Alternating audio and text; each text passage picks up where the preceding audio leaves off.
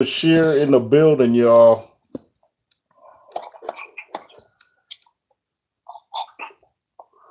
Wait, what is going on? All right, we got Coach James Bashir in the building, and we're gonna continue our talk about the current state of the heavyweight division in boxing in general. Um, so I forget what we were last talking about, but what what do you think Emmanuel Stewart would think about because you guys are best friends? What do you think he would think about today's current state of the of boxing or the heavyweight division? What do you think Emmanuel would say? Well, Emmanuel, the thing that Emmanuel said about today's top 20 contenders, I can't say here on the air. He would be frustrated. He would only probably embrace one or two of them, maybe three. Yeah. But that's it. Wow. What was the fight? Nicholson, the fighter he had, the heavyweight, and you remember the guy did something to him and the fighter was acting like he was hurt when he wasn't. You remember how Emmanuel went off on him? It was Donnell Nicholson from Chicago. I don't know who he was fighting, but he lost the fight, Yeah. And I said to Emmanuel after the fight, I said, Emmanuel came down kind of hard on the guy. He said, God damn it, he said, the trainer can't want the fight. Worse, the trainer can't want the fight worse than the boxer. The boxer gotta want it more. That's why what I became clear to him. Yeah. And I understood where he was coming from. Wow. Yeah, reminds me of Galata trying to get out of the fight with Tyson, how he's fighting his corner. Wasn't that crazy? The mouthpiece back in Galata's mouth, but Galata said, look, y'all didn't take those punches I did. Right. I'm getting out of it. Yeah, he's like, he's back in my mouth again.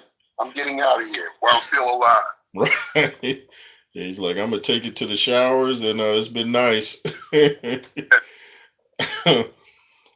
Boy, man, like you were saying, boxing just isn't as great as it is. We've had a good year, but it's still not the same, man. And people can say it's old school or not, but if you go back and watch them old fights, you can just feel the energy's different, man. It's just totally different. Because now there's so much money in it, and these guys are not even, I think, giving 100% about themselves. They go in, they do a little shooby-doo, and give me my check, I'm out of here. Right. So what are you going to do? Yeah, that's pretty sad, man. And I don't know. Like I said, I wish you were still working with Dubois, but you say you and Don Charles are still cool, though. Yeah, Don Charles understands the language of boxing. I just thought that Daniel hurt himself in that particular fight because he got so angry and so emotional, so upset, and you can't. And I still maintain that you can't get so upset that you let the game plan go out the window. Right. He was just angry, upset that they didn't rule in his favor after he dropped Alexander Usyk. And Daniel was just frustrated, upset, Yeah. And it's understandable. He's a young guy, He's a young guy, room for improvement. He'll learn from that fight. He'll learn from that instance, Yeah. I'll voice my opinion. In America, my opinion would be accepted with open arms. But outside of America, no, you don't say that. You don't do this. You don't do that. You don't do that. Fuck out of here, man. I am who I am. I am who I am. I'm not going to kiss up to nobody. Right. I like Daniel Dubois. And I believe that Daniel Dubois likes me.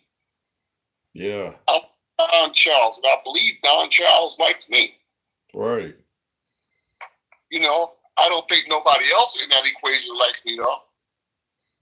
Um, you know, the powers that be, I don't think they like me. I don't think they like the idea that I spoke out against it. But what I said was light stuff as compared to what Emmanuel Stewart would have said. Yeah. So they should applaud what I said because it was light stuff. Emmanuel Stewart would have really rolled out the red carpet on what he had to say, all right? So, I mean, when I was with Emmanuel for 17 years, he allowed me a free hand. He allowed me to speak about the woes of boxing, you know? And sometimes you come back and say, oh, you shouldn't have said that. You shouldn't have this, you shouldn't have did that, you shouldn't have. And I'm saying, I'd say to him, why? And then he'd make out his case as to why I should have said it, not make up my case why I should have said it. But still, if Emmanuel Stewart was in my place when that happened, what I said was life stuff as opposed to what Emmanuel Stewart, how he would react. Right. You know? So, and I still, in my mind, conclude that Emmanuel Stewart is probably one of the top 3 trainers of all time that I know about. Right. He's still, and I mean for a lot of reasons, more than just boxing knowledge, you know, business knowledge, how to approach strategies. You know, he was a master scientist when it came to formulating a strategy for a fight. And I learned a lot from being with him. But I also learned a lot from a man named Frank Shirley, who was my first teacher in boxing. Tommy Parks, Sam Solomon, Lee Black. I learned a lot from my association with those trainers. And one thing is to confront an issue when the issue is still hot. All right? Confront an issue.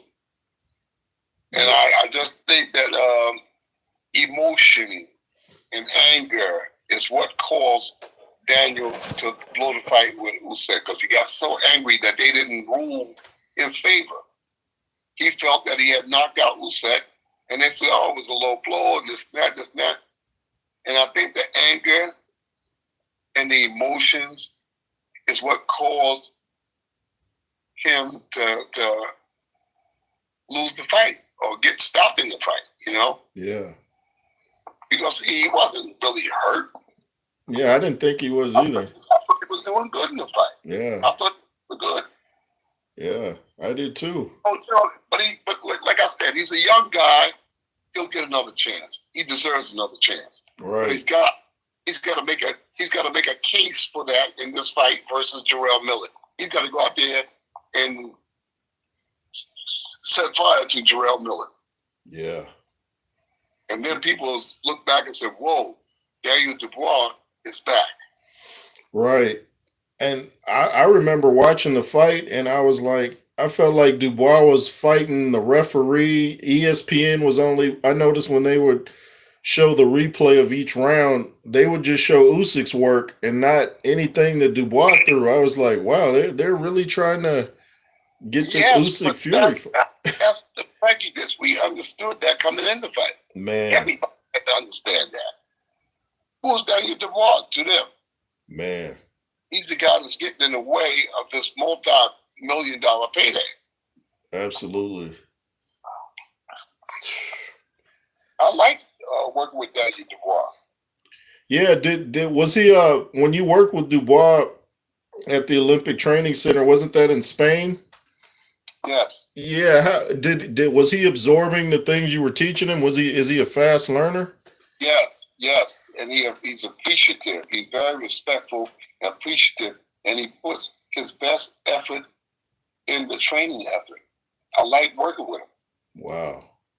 I like working with him. You know.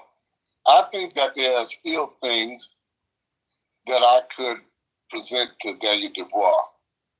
Of course, uh, with the approval of Don Charles. Yeah.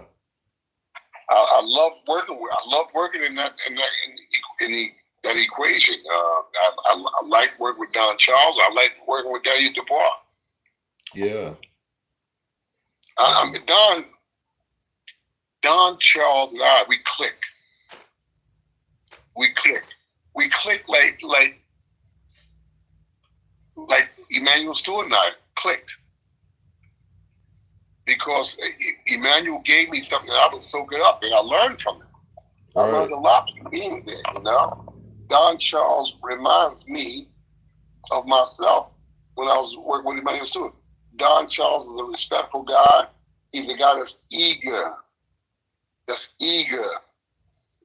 to know more about boxing than what he knows. Yeah, yeah. And he's not selfish, you know. He's not ignorant. You know, he's a proud guy that does a good job in his work. You know? And I told John, I said, look, man,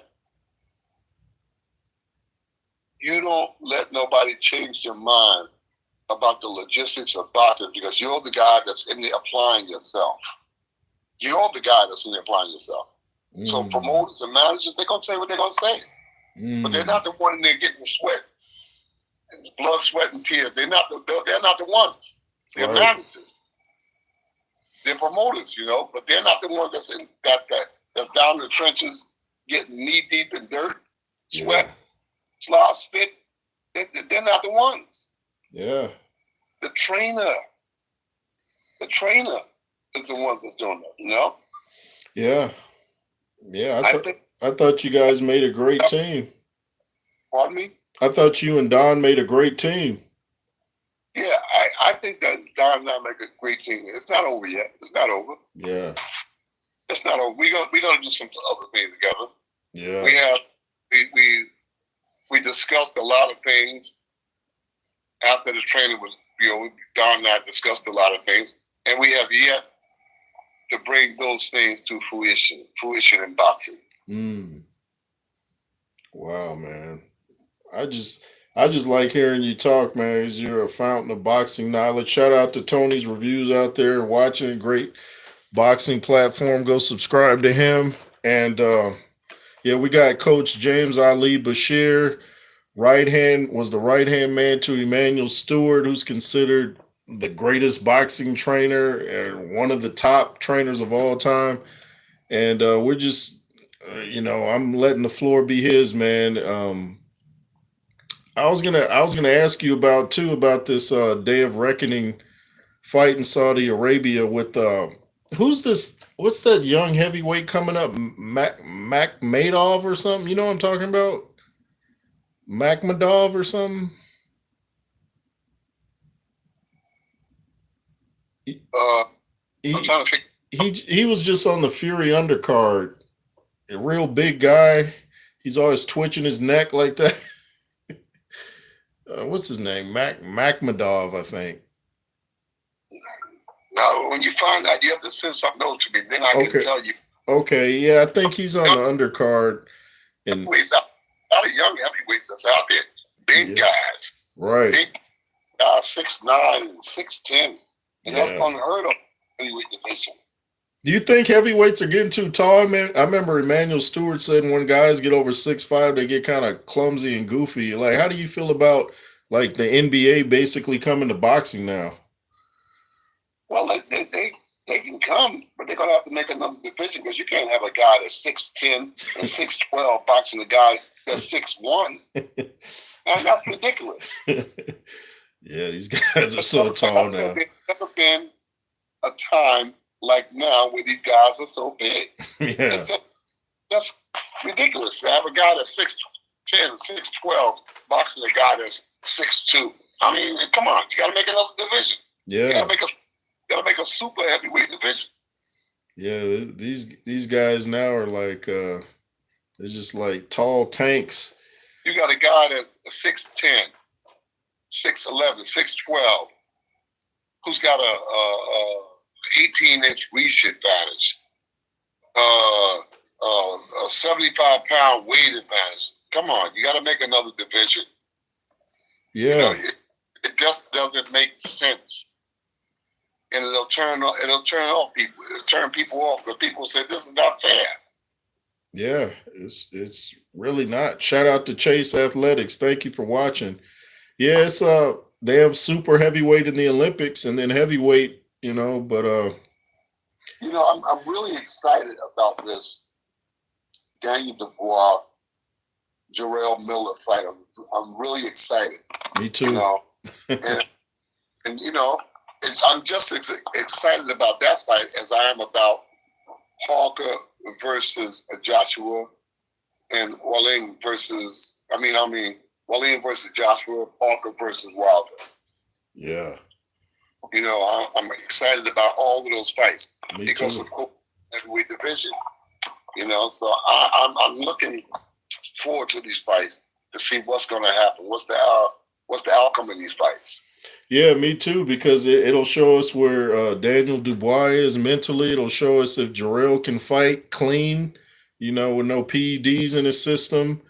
And, because I used to wonder, I'm like, how's a guy at 330 pounds have a higher punch output than guys weighing like 240? I'm like, what's going on? But so we'll see if he's the same, man.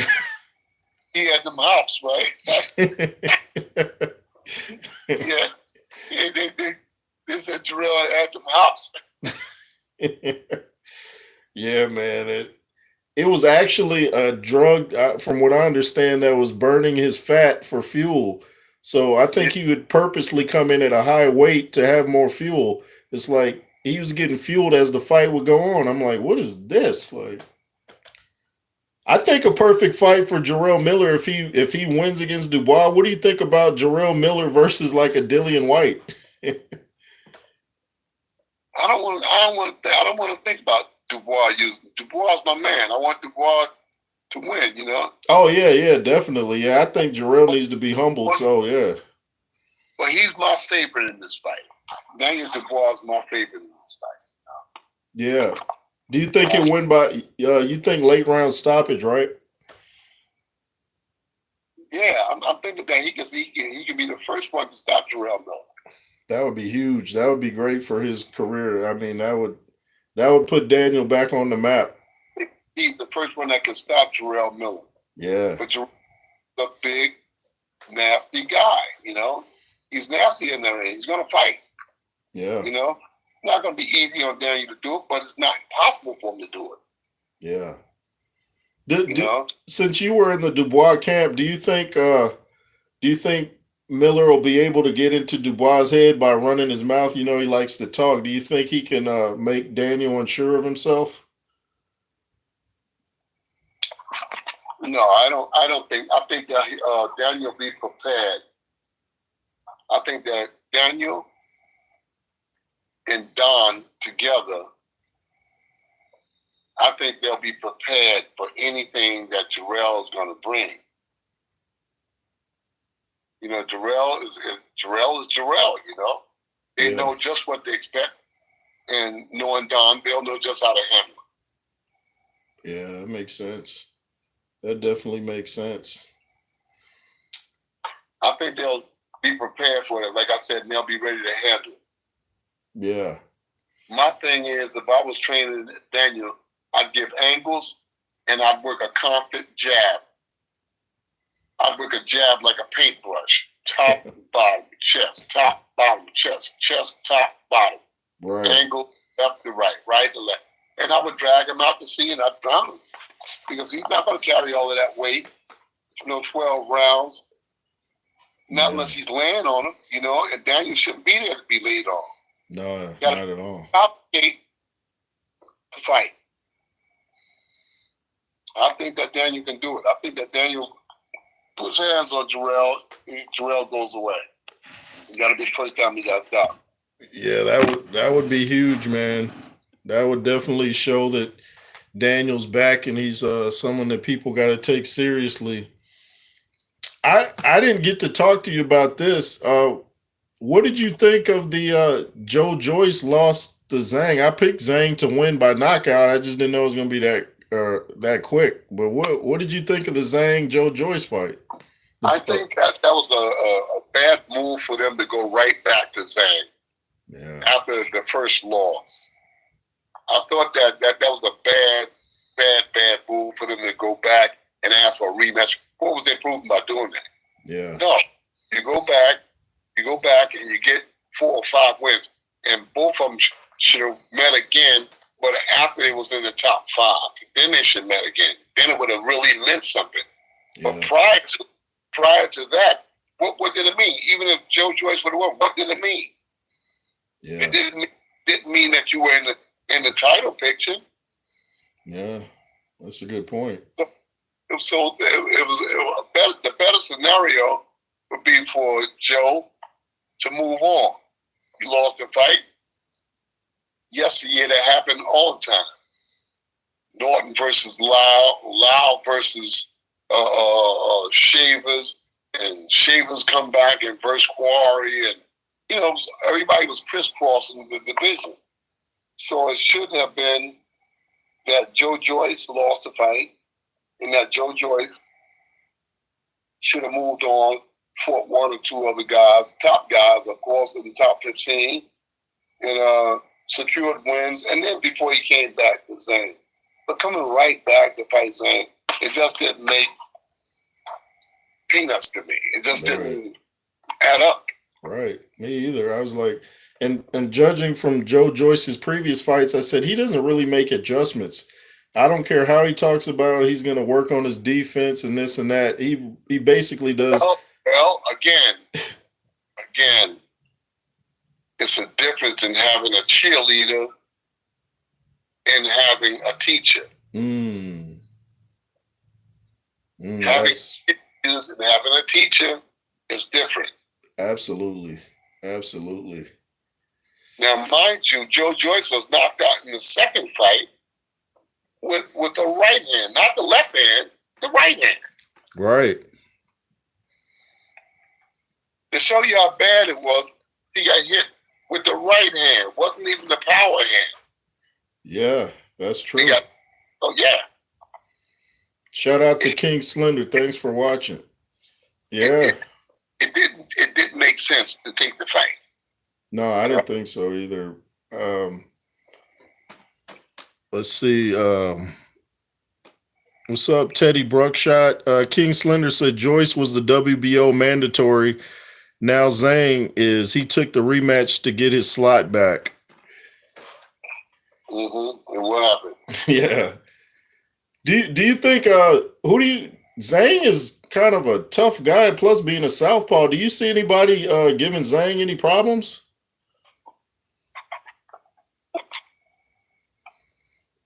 I'll tell you one thing, nobody's anxious to get in there with Zhang. Yeah, that's a fact. One of my guys sparred with Zhang, and I asked him, I said, does Zhang hit hard? I'm in the gym a lot with Zhang. Mm-hmm. And I knew that he's a big guy, he could move guys with punches, but I didn't know, so I asked him, I said, can he punch? He said, yes, he can punch really hard. Wow. That he can punch really hard, so. Wow. Yeah. Zhang is in the picture. Do you think Joyce can recover from such a brutal knockout? Because, I mean, the dude even in his wins, he takes a lot of punishment. Do you think he can bounce back? Time can only tell. That second knockout was a brutal knockout. If you see Joe on the floor, Joe was on the floor for a few seconds. Yeah. Right. We all knew this day was coming too. We all said eventually that chin is going to betray him, because you just can't take that. Heavyweights are too big nowadays to take them kind of punches. And Teddy Bruckshot said he punched through Joyce, and yeah, he definitely did. I think Zhang, people forget about Zhang. I kind of wish he was on this fight card in Saudi Arabia. Yeah, I do too. Yeah.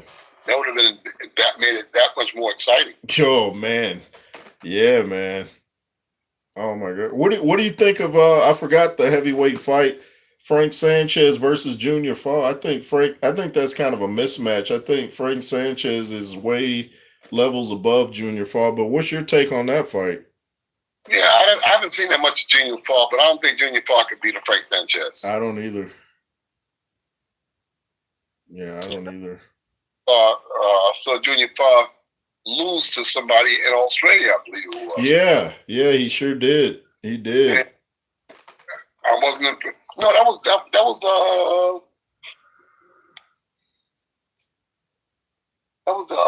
guy we just talking about. What's his name? Who's Let's that? fight. Let's fight. Who the heck is this here? I got so many names running through my mind. Yeah. You know, Wilder, Joseph Parker. Oh yeah, Joseph Parker. Yeah, they fought Junior Fall and Parker. They had a little feud going. I guess from the amateur days, but yeah, I saw that fight. And Junior Fall lost to Parker. Yeah, Junior Fall seems like, I mean, I'm not trying to diss the guy. I mean, he seems like a nice guy, but I don't see him as one of the top guys, from what I've seen of him. But if he can beat Frank Sanchez, we'll have to say he is. It boils down to teachers, man. Junior Fall's a good fighter, but he never changed from the amateurs. If you watch him box as an amateur, you watch him box as a pro, you don't see much of a difference. Yeah, and one of our commenters said Junior Fall got stopped by Lucas Brown. Yeah, Lucas Brown knocked out Junior Fall, and Lucas Brown is kind of on the downside of his career too. He knocked out Junior Fall? Yeah, Lucas Brown. Yep. Oh goodness. Yeah. I didn't know that. Yeah, and that says a lot. So I know. Say it. Go ahead. He didn't say anything good about Junior Fall. No, it's like, yeah, that kind of messed him up. I saw Frank Sanchez got wobbled in his last fight, like in the early first or second round, but he came back and pulled through. So you never know. Like I said, these heavyweights are so big and strong now. Maybe they can just catch the guy at the right time or something. But has your fighter Vlad Tsarenko ever sparred with Frank Sanchez? Yes. Oh, he has. Vlad Tsarenko has sparred with Frank Sanchez.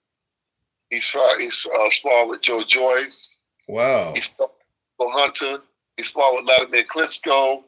He's sparred with Alexander Usyk. Wow. Bermain Stavern.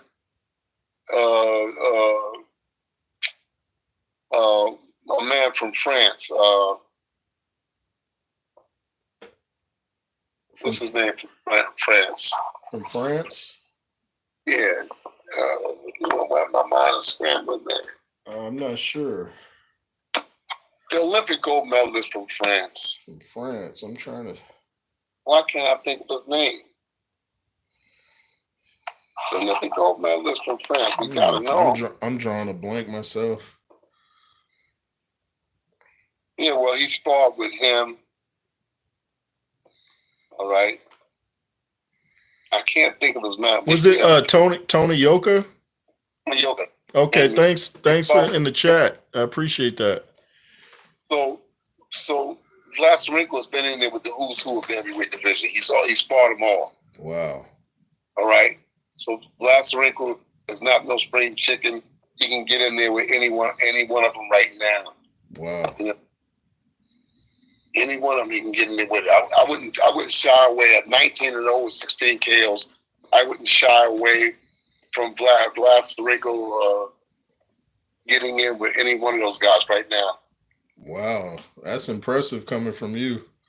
Yeah, because Vlad Tsarenko is a really, really, really, really good student. Wow. Really good student. And he takes constructive criticism so well. Mm. That's what I don't have to pull teeth to get Vlad Tsarenko to see my points. Right. I'll point out there and say, hey, man, you're messing up here, or you messed up there, you didn't do this, or you're not doing that. And it's so easy for me to talk to him. because he'll agree. He'll say, "Yeah, you're right." Oh, He'll that's see good. his own flaws, and he'll reach to correct them.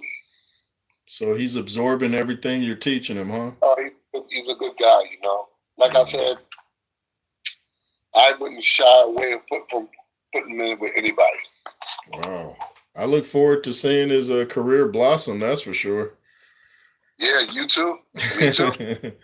Wow. Has he got in there with Daniel Dubois? Did you say? Yeah, he's been in it with Daniel Dubois. Wow. How did? Oh, well, if you're permitted to talk, are you permitted to talk about how that went? No, it was comparable. Both of those guys went to work. We was in Alexander Povetkin's camp when Vlad sparred Daniel Dubois. Oh, okay. Yeah, he sparred Daniel Dubois. He's in Povetkin's camp, and they did good. Man, man. Do you think do you know about what time period we'll see Vlad Sorenko back in the ring? Um, it could be. It could be. It's not definitive yet, but it could be that we're headed towards Saudi Arabia early next year to face somebody. Okay. We facing yet.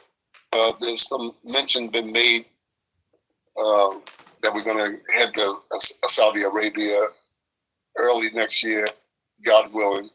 Right. Go there, and we're gonna box somebody in the top 10. Wow, I'm looking forward to it. Shout out to the chat. Thank you, Teddy Bruckshot, Tony's Reviews, Mr. Flash, Chase Athletics.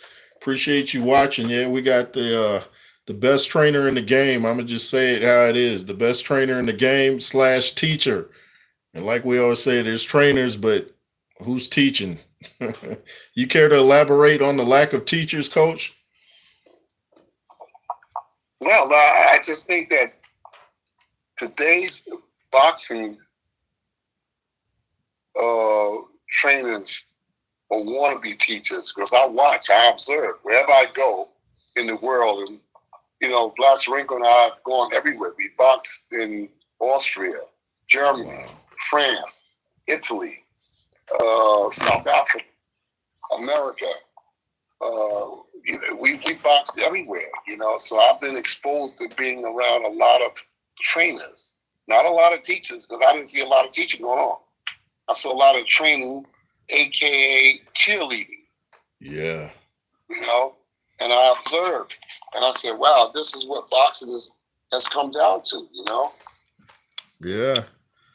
It's come down to people just being cheerleaders, saying what the fighters want to hear, and to secure their job. But if you know what you're doing, you don't have to do that to secure a job. Absolutely. Secure the job by the fighter's appreciation of your knowledge. Yeah. Yeah. What's the point? What's the point of having a trainer in there if the minute you give them some? Well, like I said, as long as you win and everything is cool. But the minute you lose, Right. then the boxer said, "Look, I got to get another drink." Yeah. And another drink. I mean, look what Anthony Joshua does. Anthony Joshua has had upward to 7 trainers. Wow. So I didn't realize it was that. Oh, man. Well, he's got a new one for this next fight. Yeah, he's working with Ben Davison now. So maybe he knows something I don't know. He's the boxer, so maybe he knows something I don't know. But I don't think that a boxer can really achieve a lot by switching trainers like that. Mm-hmm. Like I said, Anthony knows what he's doing. Or at least he would have people to believe he knows what he's doing. But yeah. I can't see how he's going to progress by switching trainers every 3 fights or every 2 fights. I'm going to change trainers to have this trainer, that trainer. Yeah. I don't see how he's going to benefit. Yeah. Yeah. It's just not a good look too. It makes you look kind of like unstable. I actually, though, I kind of prefer Ben Davis. I was never really a Derrick James guy for some reason. I don't think he communicates with his fighters too good, but that's just my opinion. But we got a question for you, Coach, in the chat. Teddy wanted to ask you, who do you like in the Usyk Fury fight? I like Usyk. Me too. I like Usyk on points. Usyk on points. Do you think it? You think Tyson Fury will try to uh, expound off what Daniel Dubois by going to the body? You think Fury's going to try to attack Usyk's body? That seems to be his only weak point. I think that Tyson Fury will try to win on points, just like Usyk is going to try to win on points. And I don't think that he's going to do a lot of body work. I think that he's going to do what he does. He's straight shots, head shots. He's going to try to land the head shots, lay on him, maul him, try to tie him. You know, so I just don't see him doing a lot of effective body punching to overturn Usyk. Right. Tyson Fury is just not that kind of guy. Right. Teddy says AJ's lost mentally. What do you think about AJ's mental capacity right now? You know, I was in the last camp before he fought Oleksandr Usyk. I was in the camp there with AJ, and I can't get a gauge on him. You know, I just can't get a gauge on what he's thinking about changing trainers. Yeah. You know, changing trainers. Here again, you got this guy Ben Davis. Ben Davis what? Ben Davis what? Who is that? What has Ben Davis done in boxing? Who is Ben Davis? Wow. That he can go in there with the former heavyweight champion of the world and lead him to victory. I'm telling you, this is a risky fight. Yeah. Yeah. Rob McCracken came out recently and said that Joshua doesn't like to do road work or hard sparring. Did you see any of that, or is he just kind of? What? Anthony Joshua's first trainer, Rob McCracken, said that AJ, I guess in the latter part of their relationship, he said that AJ didn't like to do running or hard sparring. Did you see any of that, or is he just trying to? Is he salty at AJ? Did you see any of what he's saying? Well, no, I don't know nothing about that because I was in a neutral position. I was in one place. I didn't know what was going on outside of them, what they did in the morning, what they did in the afternoon, what they did at night. I wasn't privy to that information. I just saw him in the gym, and after the gym, we talked a couple of times. We ate dinner together a couple of times, and that was the limit to it. That was the extent of my interaction with him. Okay. All right. Was he absorbing what you were trying to teach him or show him? Was he a fast learner like Dubois? No, he wasn't built like Dubois. Was more attentive. You know, AJ just had a lot going on around him. You know, I think that he was listening, but I didn't think that he was grasping what I was saying because he had, like I said, he had a lot going on around him. Wow. In other words, a lot of yes men, huh? Yes. Wow. If that's how you want to put it, yeah, I would take that. You know. Wow. Everybody in boxing is insecure, but a real teacher should never be insecure. If you know that you are providing a sound knowledge, sound technique, sound application and effort to a boxer, you should never ever be insecure about your position. Man, you know, that's deep. I have a certain standard that I live by. This is what you need to do. This is how you need to do it. So get the getting. If you can't get the getting, then I'll get the getting. One of them gonna get it. Wow, that's a Derry. I hope I'm saying your name right. A Derry Pennant, good guy. He was saying to you, Coach, that they should make a heavyweight Grand Prix Super Ultimate Tournament. What do you think of that concept, Coach? A what? He says a super Grand Prix heavyweight tournament. I guess have all the top guys fight and the winner takes all. I don't know about that. I have to think about that. It's kind of what I see happening in Saudi Arabia right now. Maybe. I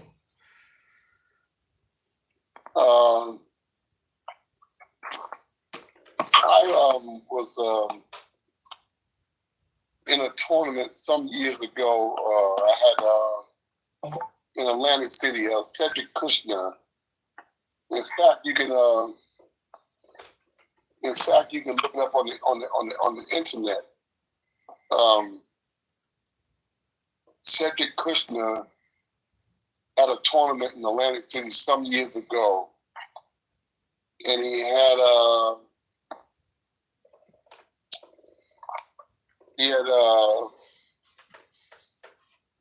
I think it was six or eight heavyweights.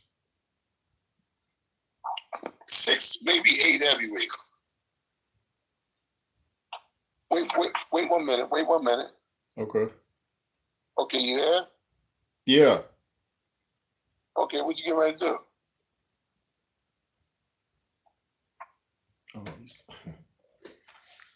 What you getting ready to do?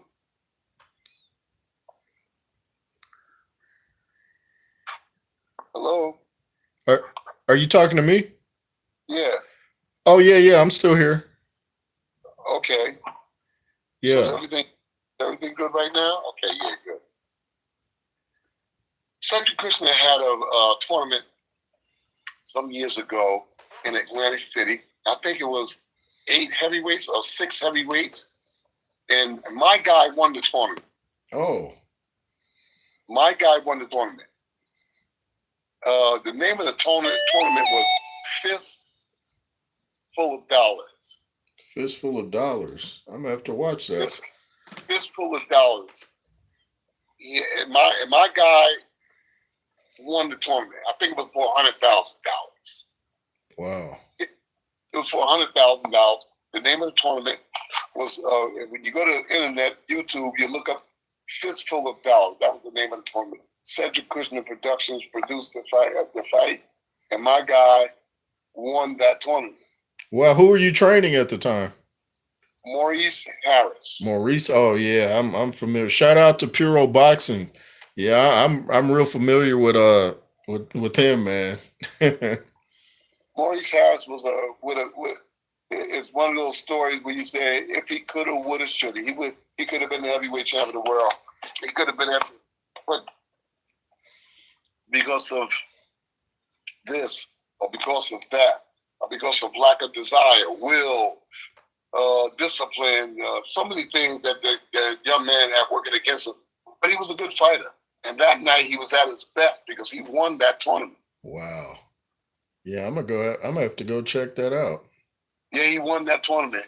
And I had Maurice Harris versus Sergey Lakovic. Sergey Lakovic was undefeated when Maurice Harris went against him. And Don King called us up 5 days before fight time and said, look, I'll give you $100,000. Do you want to fight Sergey Lakovic? I said, for $100,000, we fight Sergey Lakovic's whole village. Yeah, absolutely. And we left. We was in camp with Lennox Lewis. Wow. And we left the camp. We left the camp on a Thursday to go into Atlantic City, and we went there, and we got in there with Sergey Lakovic, and Sergey was undefeated at the time, and Maurice knocked him out. Oh, he knocked him out. Wow. Yeah. It's on YouTube. I'm gonna check it out. Later on, Maurice fought Larry Holmes and fought Derek Jefferson. And, yeah, wow, that was a fight. And then he also beat David Eisen. Yeah, I remember him too. Yeah, I remember him Maurice well. was the first one to beat David Eisen. Wow. Yeah. And then knocked out Jimmy Thunder. So Maurice was a guy that never really applied himself. I know because I've had him since he was 16 years old. He turned pro at 16. Oh, okay. Nice. Wow. Maurice Harris turned pro at 16 with no amateur fights. That says a lot. And I put him in with Sergey. I put him in with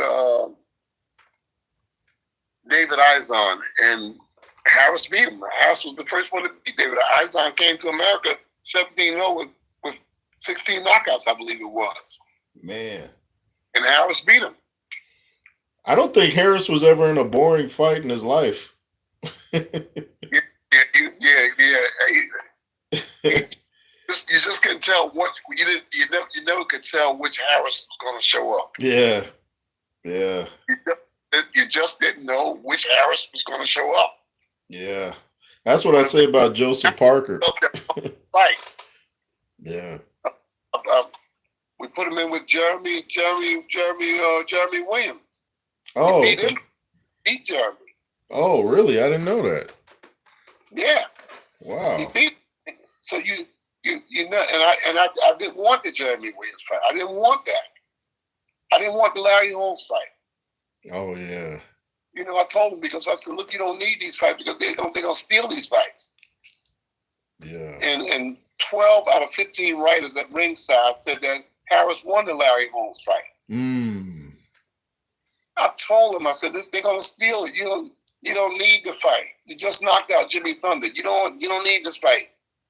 We're gonna get the title fight without fighting Larry Holmes. He did it anyway, and what happened? He lost the fight by split decision. So I mean, man, you can't have boxers that don't want to listen to the game plan, don't want to listen to the trainers, the manager, the promoters. You got to listen. Yeah. In order to win.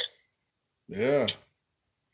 But I had Maurice Harris for the early part of his career as a young man. And I told you, he went and turned. It wasn't my idea for him to turn pro.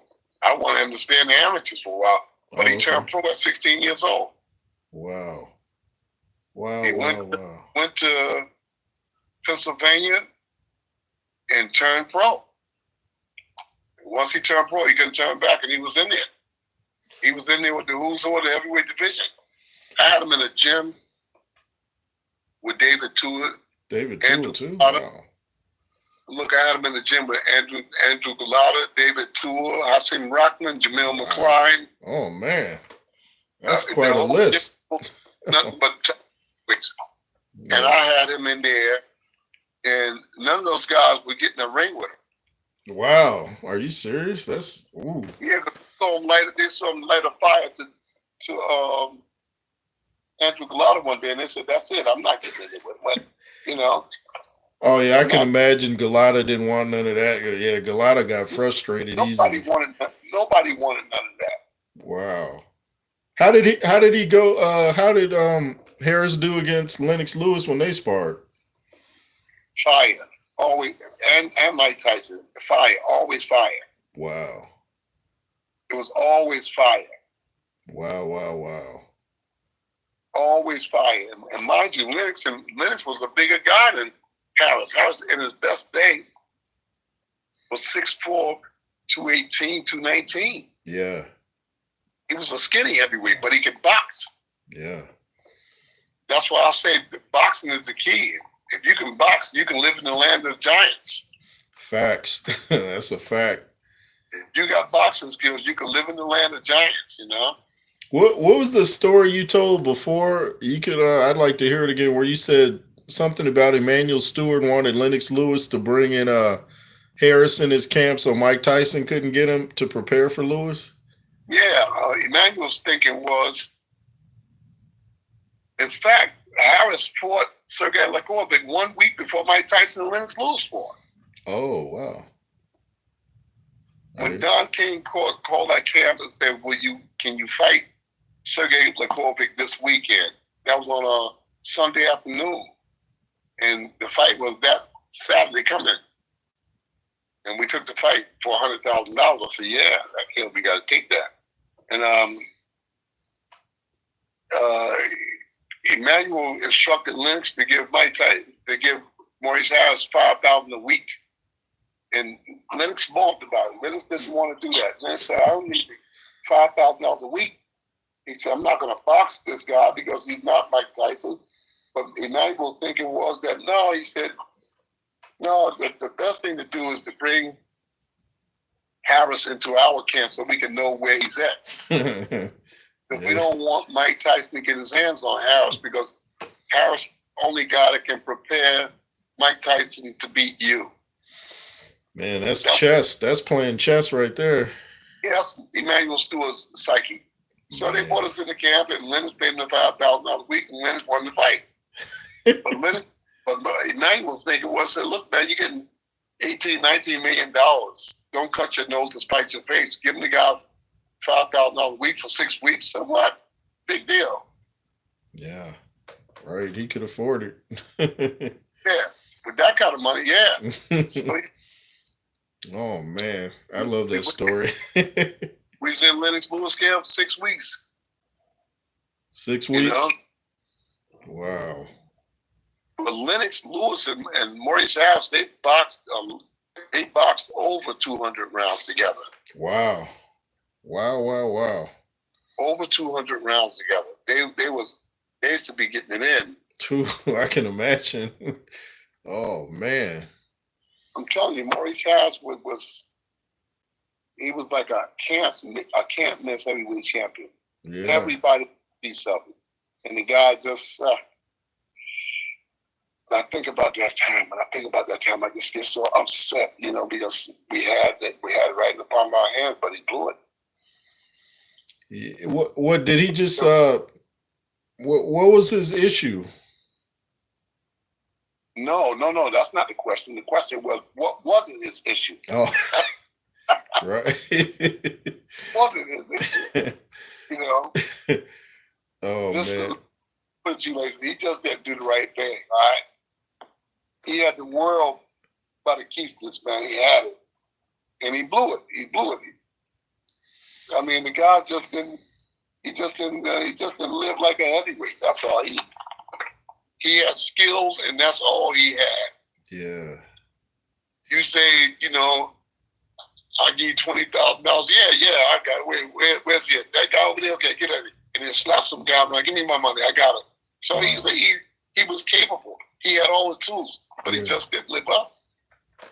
So if he had just been like if he had Vlad Sarenko's mindset, he'd have been world champion. Yes. Yeah, if he had Vlad Sarenko's mindset, he'd have been a world champion 10 times over. He'd have beat everybody. Man. He'd have beat everybody. Oh, one of our Addery would like to know, I think you already said, but when do you expect to see Vlad Sarenko back in the ring? I think that we'll be in the ring February when Tyson and Usyk fights. I believe that we're going to fight somebody there. I don't know who yet, but I believe we're going to fight somebody there. Okay. Oh, shout out to my dude, Andrew Tucker World. He said, shout out to you, Coach James. Thanks for watching, Andrew. Appreciate it. We just got on here last minute, man, so I was trying to hurry up and get things together. But, yeah, we're going to all have to chop it up soon. But, yeah, Coach is dropping some truth bombs on here, man. You were actually in the camp, didn't you say, when Vladimir Klitschko dropped Deontay? Huh? Were you there the day Vladimir, or was it which Klitschko dropped Deontay in sparring from a body shot? Were you there for that? Yeah. Wow. Because people keep saying that didn't happen. I'm like, yeah, it did happen. It did happen. Yeah. I mean, why is it so hard for somebody to believe you? Vladimir Klitschko, Deontay Wilder was a green prospect when he came in that camp. Yeah. Well, you know, people don't want to. Deontay's got the strangest fans in the world. They don't. Anytime he gets hurt or knocked out, it's a conspiracy. So it's cloudy in my mind, but it happened. Wow. Yeah, man. I tried to say. I told him Coach James was there. Like he's not gonna make that up. I wouldn't do that to a fighter. Nah. Yeah, I already know. But Deontay was a green guy. I think Deontay only had 2 fights at the time. 2 fights? Oh, okay. Yeah. So nobody can really expect him and Anthony Joshua. Neither one of them could do nothing with Latimer at that time because they were green guys. Oh yeah, yeah. You want to be up on the heavyweight champ of the world. This was guys that Michael Hunter was there. Oh, okay. Who Michael was they going to Hunter. put the heavyweight champ of the world? Dillian White was there. Dylan Jarrell White. Miller was there. All of them got a piece of that ass whoop. Oh, so Klitschko is just handing out whoopings across the board, huh? Yeah, you just act right, nothing more happen. Man, You know? man. So, you know, they was there with in his prime Vladimir Klitschko. So what were they gonna do? I mean, what was they can't do nothing. They were young guys coming in. You know, Vladimir Klitschko is a guy to this day. Vladimir Klitschko is walking around at 243 pounds. Yeah, still in shape. Still in shape. Still in shape.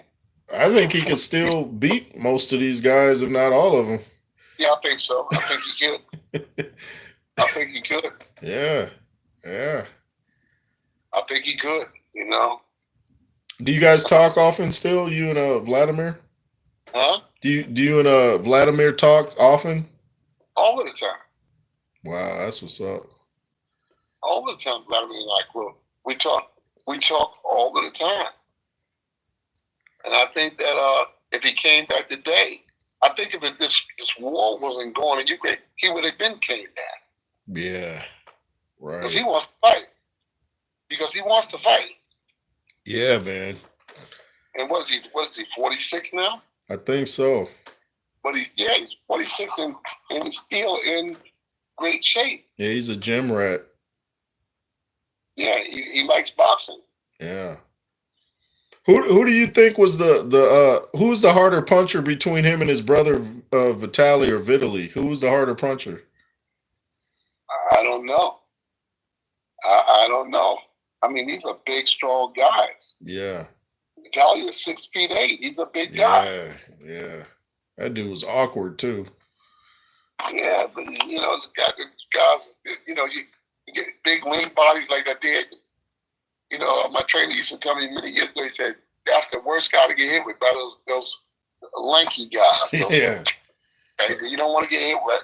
You don't want to get caught on the end of their punches. Yeah, like Tommy Hearns, man. Yeah. Yeah.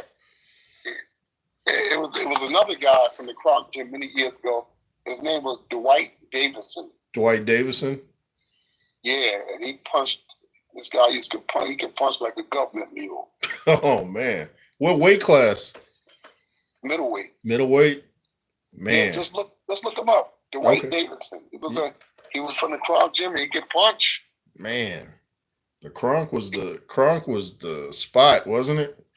This guy's name was Dwight Davison. I'm telling you, he could punch. He could hurt you. Man. He could hurt you. I believe it. Dwight Davison. Just look that name up later on. Yeah, I'm going to. Teddy wants to ask you, who was the hardest puncher you ever trained?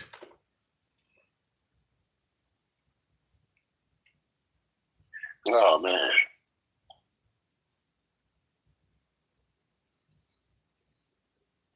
Wow, it's been a lot of guys, you know. Yeah, you've worked with so many of the top guys. I'm thinking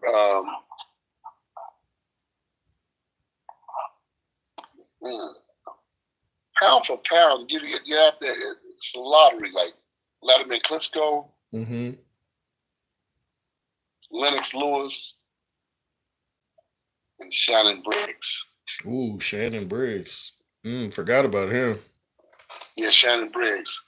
Mm. I trained Vladimir Klitschko. I trained Shannon Briggs and Jamil McCline the same time, and then they wanted to fight each other, and I bowed out.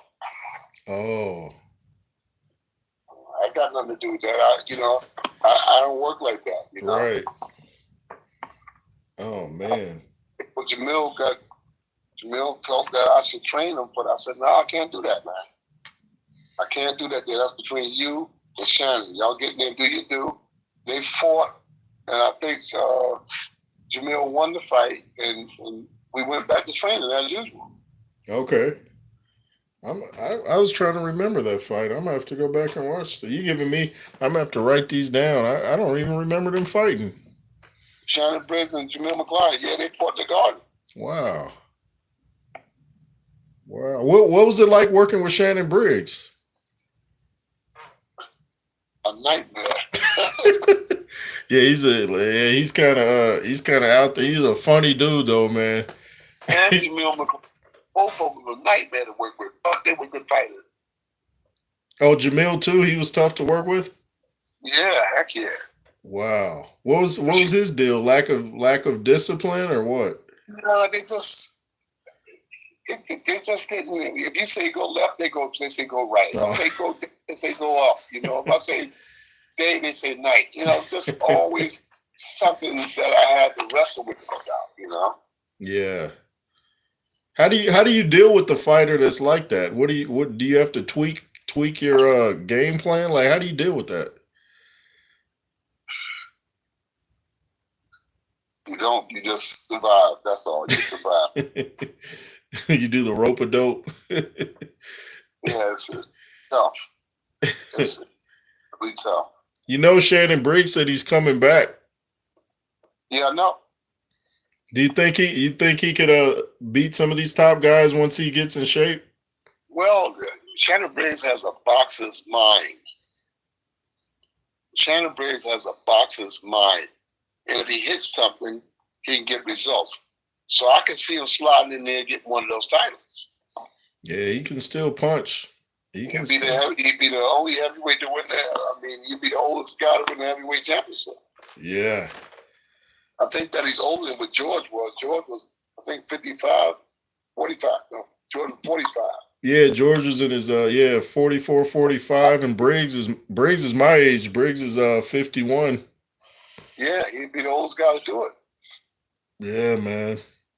And he's talking about fighting Rampage Jackson. I don't know if you know him from the UFC. But you don't need that. But not unless he's going to pay him handsomely, you know. Yeah. Wow. Let me see.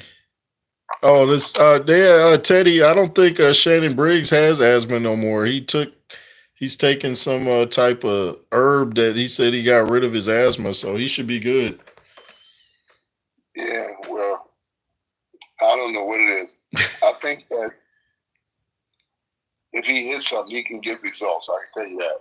Yeah, I was looking at his fist. Have you seen it? What's up with his fist? He got like a big old knot on the top. What is that? Did he break his hand in camp or something? I don't know. I don't know.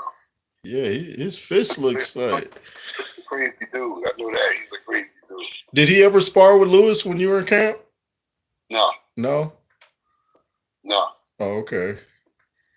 Wow, that was a crazy fight, though. I think it was you that told me that Lewis was out on his feet that night, and I didn't even know that when I was watching it. I thought he was off balance.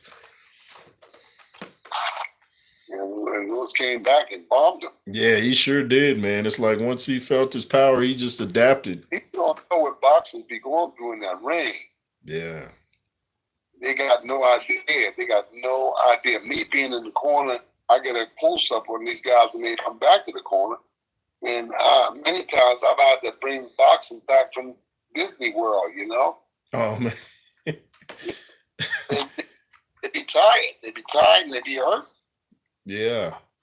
What do you tell a fighter when he comes back to the corner and you see he's kind of out of it? Like, what do you like? I know different fighters, you got to say different things, but what is something you would tell one of your fighters, say Dubois come back to the corner buzzed against Usyk? What would you have told him, like, to get his head back? You won that round. Now go back out there and do the same thing this round. And the fighter look at you and say, I did? Heck, you don't remember what you just did? Go back out there. That's right. Yeah, get his confidence up.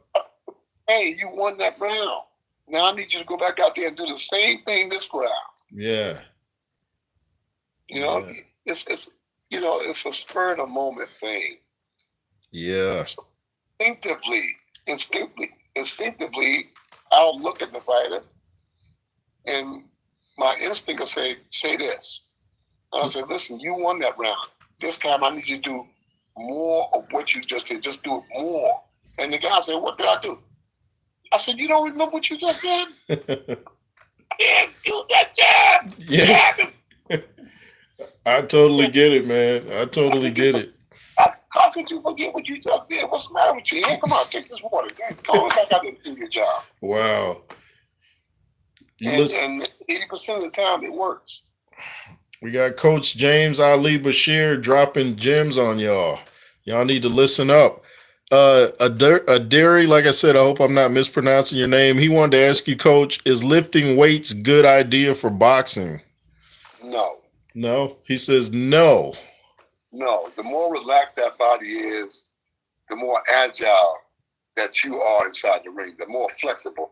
You remember, I don't know whether Gumby was out with you guys. Yeah, I remember Gumby.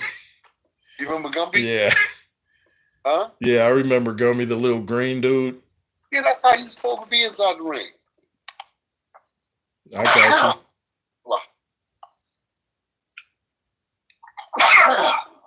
Oh, you okay? You all right? Yeah. Okay. No, that's how boxers are supposed to be. Weights tightens the muscles up. Mm-hmm. Or lactic acid. When them arms get dead tight in a fight, a grueling fight, once that acid go in those arms, you're dead. You're dead. Wow. So you want to stay away from the weights. I think I had a boxer work with, 5-pound weights, 10-pound weights. Yeah, I was gonna say I use light weights. I don't do no heavy weights. All you do is injure yourself. Boxing is not a body beautiful contest. Right. Boxing is a very relaxed contest. What do you think about fighters though, like Evander Holyfield and Ike Abuchi that look like they lifted quite a bit? What do you think about that? Well, Holyfield wasn't considered a puncher. Right. Ike Abuchi was an African, so a lot of times the Africans are it's in the water. Naturally big, yeah, like Francis Ngannou. It's just naturally big. Right. But Holyfield was lifting weights and stuff, and God only knows what else he was doing. And most boxers that fought him, he couldn't punch. Yeah. He'd have to throw 190 punches to get the results of one punch, one well-placed punch. Yeah. Other than the Buster Douglas fight. Yeah, because Buster ate the whole hotel up before he came to. Yeah, Buster looked like when he got knocked down, he's like, you know what? I'm good. That's gonna be it for me. Yeah, and you can think about the money Buster made in both fights. The first fight with Mike Tyson, and then the fight, and he made a truckload of money with the fight with Holyfield. Yeah, definitely. Man. Were you ever in Evander Holyfield's camp? Yeah, I think Maurice Harris boxed Holyfield twice. Oh, okay. How did that go? Wow. How did that go? Everybody was wary of Maurice Harris because he could box. He was so slick. He was so quick. Yeah. Maurice Harris would be what a Shakur Stevens is today. Oh, wow. At heavyweight. Wow. Yeah, I could kind of see that. Yeah. You just when you hang up, you just go to YouTube and you watch Maurice Harris on YouTube. You watch his fights, and you'll get a sample of what I'm telling you. Yeah. Right. I tried to get Hassan Rahman in the fight one time. Hassan said that I'm not boxing him. Oh. I'm not going to box him. I'm not going to box him. Yeah. Wow. You know? Man, dude. Andrew Tucker says Andrew Galata was his guy. You said your guy sparred with Galata, right? Maurice Harris whooped Galata's ass in that game. Wow. Did Galata get frustrated? Because I know he gets frustrated real quick. Galata got his ass out the ring. Lou Duva stepped in and said, whoa, wait a minute here. Oh, wow. Lou Duva gave me $700 for 2 rounds. That's it. Oh, man. Yeah. $700. No, that's enough. That's enough. Oh. And nobody else got in that ring to boxing. Hassan Rockman, David Tour, Jamil McCline. It was countless heavyweights in that gym. There was a couple of heavyweights there, but nobody wanted to box him. Because Maurice House was a frustrating guy to box. I told you, he was much like what Shakur is today to boxing. Right. Matter of fact, Maurice might have had a little more than what Shakur has. Yeah, I think Maurice could punch harder than Shakur. Well, Maurice was a heavyweight. He was a sharp puncher. Yeah. He was a very sharp puncher, you know. What do you think Maurice did so well that made him such a like formidable guy that nobody like? What did he do that was so dudes were like, I don't want him? Go to YouTube and watch it. Box David Izon, Jeremy Williams, Larry Holmes. Just watch him box, and you'll see. Wow. The guy could have been great. But he just didn't have that vision that he said, look, I got to train. You have to train. I don't care how good you are. You have to train. Yeah. Because once you get tired, that's it. Game over. Yeah. Yeah, you definitely don't want to get tired in the ring. That's the last thing you want your arms to get heavy and drop because at heavyweight you will get knocked out. Yeah. Man. Pretty much. Are you out of here, brother? I'm gonna see you later. Okay. Well, thanks for coming on, Coach James, and we'll have to do it again. Always a pleasure, man. Always a pleasure. Call me back. We'll do it again. All right, man. Great talking to you. Yes. All right, man. Thank you. All the people on your listening platform. Thank you. Yeah, thanks to the chat, Andrew Tucker World, Tony's Reviews, Teddy Bruckshot, and everybody else. Adiri, King Slender. Thanks for watching, y'all. Appreciate it. Thank you all. Thank you. Yeah, we got to do it again soon. Yes. All right. Soon. Have a good one. Good night. All right. Good night. What's up, chat? Sorry if I missed some of your questions. Andrew Tucker World, great live, big bro. Appreciate that, big bro.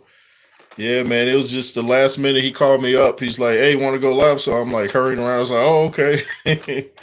So yeah, I filmed an interview I did with them before this, but then my camera cut off. So I'm gonna see if I can post that, but thanks for watching, everybody. Guess I'm gonna get something to drink and call it a night, But what's tomorrow? Tomorrow's Monday. I'm gonna try to hit you up tomorrow, Andrew.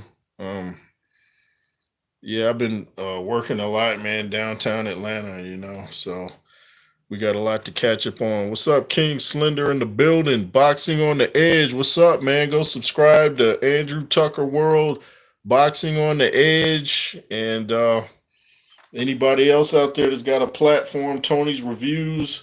I appreciate the love. Don't subscribe to the boxing the boxing outlet, because all he does is slander Terrence Crawford. So don't watch that dude. He has no idea of anything he talks about. And the dude is terribly out of shape. Just thought I'd throw that in.